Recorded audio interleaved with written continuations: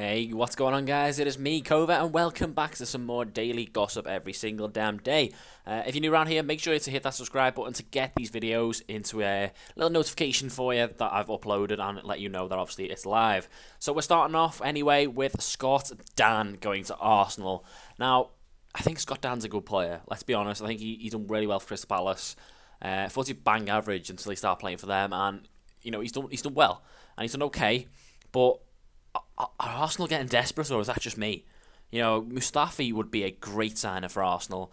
I'll cover him later on, but now it's looking like Scott Dan. And it's just looking like absolute desperation from Wenger. It's like, oh God, I've got to sign someone quick because the fans are getting on my back again. And it's just not the right thing to do. They need to get someone quality in there next to Koscielny. If they have a quality centre-back next to Koscielny, Arsenal could push on again. But if they sign Scott Dan, they could end up losing out on top four. That's how big this decision is, I think, at the moment, that they need to get a really good centre-back, not Scott Dan. Next up, and here he is Mustafi. Obviously, we just mentioned how, Arsenal may go for Scott Dan. They're getting linked with Mustafi quite a lot recently. However, they've had an £18 million bid rejected. Valencia 130.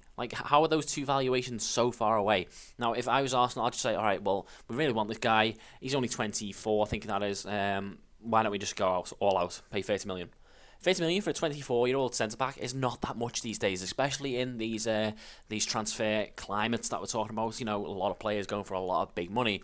I don't think 30 million for Mustafi is too harsh of a price based on, obviously, this season's transfer market. Not really. I think 18 million would be an actual good evaluation, but the way it's going at the moment, 30 million wouldn't be too horrible, especially considering how important this signing is for Arsenal.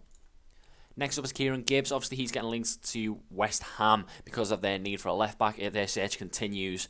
West Ham just don't seem to be getting deals done. They're getting linked to a lot of players. I don't know whether a lot of these are just basic rumours that are getting flown out, but it is a worrying sign at times that West Ham can't sign anyone. Gibbs would be a good signing on loan. They could get him, but Arsenal won't allow him to leave to go to West Ham on loan. Next up is Gueye. Obviously, we've mentioned this one quite a lot recently, with West Ham ready to steal the transfer. However, I have some breaking, important news. I've seen this on Twitter, and Gueye has been spotted modelling the Everton kit at their Finch Farm facility. So he's been in an Everton kit. He's been in front of the Everton badge. You know how clubs release a press statement that they've signed type thing. And they obviously have loads of pictures and stuff like that. Gueye has been seen, and a picture's been taken of him modelling the kit. So Everton have confirmed Gueye. You heard that here first before anyone else. Then it is Bastian Schweinsteiger. Obviously, a lot of Man U fans are really unhappy after Mourinho said he can leave. He has been training with the under-23s after Mourinho said he is one of 9 players who can leave Manchester United. Now, if Manchester United want to push on, I don't think Bastian Schweinsteiger should be part of their, at least first 11 anyway. I think it's a bit silly to have him in there. A good player. I think he's well worth keeping for another season. If I was going to keep an older player with a lot of experience, I'd pick Schweinsteiger over Carrick. And it seems to be Carrick got a new 1-year deal, which is absolutely mental. I think Carrick is absolutely dog poo. And they're letting someone with still got a decent amount of quality in Schweinsteiger go, which is just mental. I think he would have had another good season left in him, so it's disappointing that he will leave. Next up is a strange one. Now, this is Kevin Prince Boateng. Obviously, a lot of people know him. I think he's a fantastic player. Let's just get that straight. But he's just absolutely mental. He has gone, I think he got his Schalke contract terminated. He's been a free agent, and he has now signed with Las Palmas in Spain, which is just mental. The guy, his career pretty much ever since he left AC Milan, has just absolutely gone worse. And it is just baffling now that he's playing for a relatively small club in Spain, Las Palmas, but I just don't get him. His career is basically finished. He's like Balotelli. He's just in it for the money now. Next up is the confirmed deal Sane has signed for Manchester City. It is official on their Twitter. It has said, Sane is a confirmed deal, which is a really, really good sign for City. This is probably one of the reasons why I think City will. If I had to say one team would win the league, I'd probably say City. I think they're going to really push on, especially with Guardiola in charge. They are going to be insane, and I can't see them stopping after this. I think they'll sign another 1 or 2 at least. Next up is Mbodji, a player that I haven't really heard much of. Again, it's another centre-back getting linked with Everton. Obviously, we all know Stones is going to leave.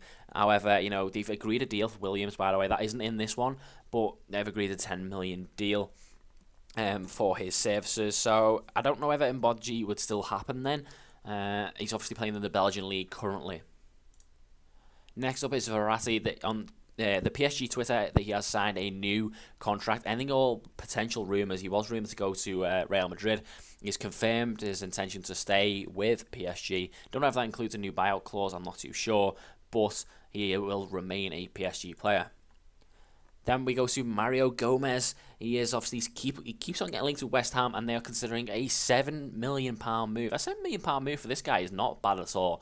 I know he is like 32, I believe now, but I think he's still got a good few goals left in him. I think it's worth a gamble for West Ham in this one. And we end on Romelu Lukaku. Obviously, there's been a lot about Lukaku recently, and I want to apologise for that. You know, like, I just want to keep the updates coming on this guy. And apparently the next Chelsea bid will be a take it or leave it offer for the Belgian international.